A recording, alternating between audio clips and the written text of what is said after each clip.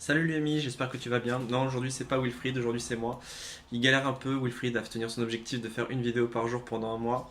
Donc je vais l'aider un petit peu et aujourd'hui je vais te parler des objectifs hybrides, des appareils photo hybrides, pardon, comme j'en avais parlé dans la grosse vidéo qu'on a fait dernièrement.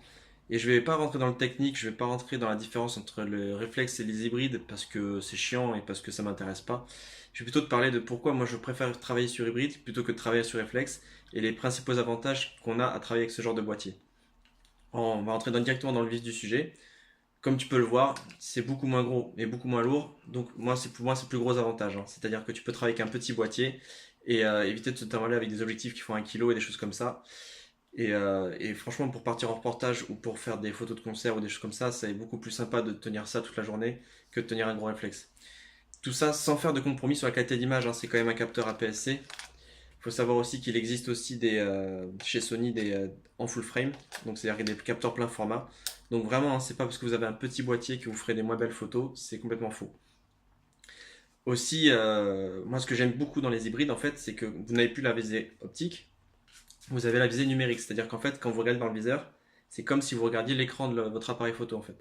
Et donc du coup ça a beaucoup d'avantages, notamment par exemple d'avoir dans le viseur les informations comme l'histogramme, votre ouverture, votre vitesse, etc. L'horizon, enfin la verticalité, des choses comme ça. Ce que vous offre pas forcément toujours un réflexe. Et le gros avantage aussi par rapport à un réflexe, c'est que vous savez que sur les réflexes, vous avez vos collimateurs AF qui ne couvrent pas la totalité de votre viseur. Alors que sur un hybride, vous pouvez aller d'un coin à l'autre en règle générale. Voilà. Aussi, du coup, en fait, ce qui vous permet l'appareil photo hybride, c'est de quasiment voir dans le noir en fait. Parce que du coup, pour voir, lui, s'il ne voit rien, il va augmenter ses ISO. Et donc du coup, vous allez quand même avoir un affichage malgré que la luminosité baisse. Alors que sur un réflexe, quand vous allez mettre dans l'œil dans le viseur, s'il fait noir, vous ne verrez rien.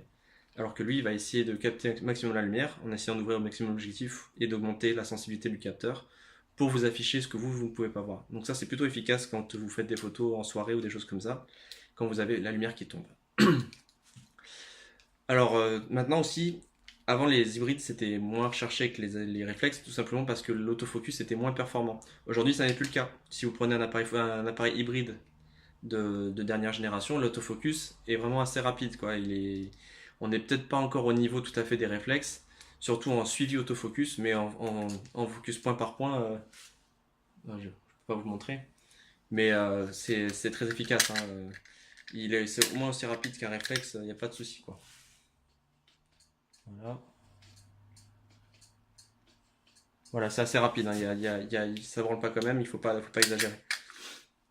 Et moi aussi, le plus gros avantage que j'ai par rapport à un réflexe, c'est que comme vous n'avez pas de tirage optique, c'est-à-dire que vous n'avez pas, comme vous gagnez de la place, puisque vous n'avez pas le gros emplacement où il y a le miroir sur le réflexe, vous pouvez adapter des objectifs manuels. Et ça, c'est quand même plutôt pratique. Par exemple, là, bon, ça c'est l'objectif standard classique.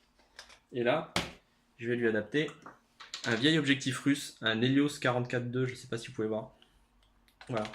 Et donc c'est bien aussi quand on n'a pas trop d'argent, qu'on ne peut pas s'acheter tous les objectifs qu'on veut. On peut y adapter des vieux objectifs argentiques.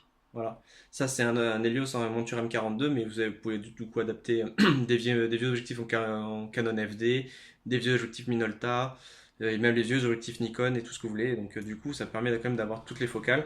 Et donc, ça marche parfaitement bien. Mais par contre, du coup, vous n'avez plus les automatismes, c'est-à-dire que vous n'avez plus l'autofocus, et non, forcément, c'est un objectif manuel. Et vous avez le diaphragme sur l'objectif. Donc vous n'avez pas le diaphragme à la roulette comme d'habitude. Voilà, donc moi c'est les principaux avantages pourquoi je ne reviendrai plus jamais au réflexe, c'est-à-dire que vous avez tellement d'avantages, des trucs que vous ne pourrez jamais avoir dans le réflexe, que j'ai préféré rester sur hybride. Et je vais préciser un truc, quand vous êtes en autofocus sur l'écran, les réflexes sont généralement galères. Alors que les hybrides, comme ils font la mise au point sur le capteur, vous faites aussi vite la mise au point sur l'écran que dans le viseur. Voilà, j'espère que tes vidéos t'a aidé. Si t'as des questions, tu demandes dans les commentaires. Sinon, tu lâches un pouce. Si t'as pas plu, tu lâches un pouce aussi. Et on se revoit dans une prochaine vidéo. Je te rends Wilfried la prochaine fois. A plus.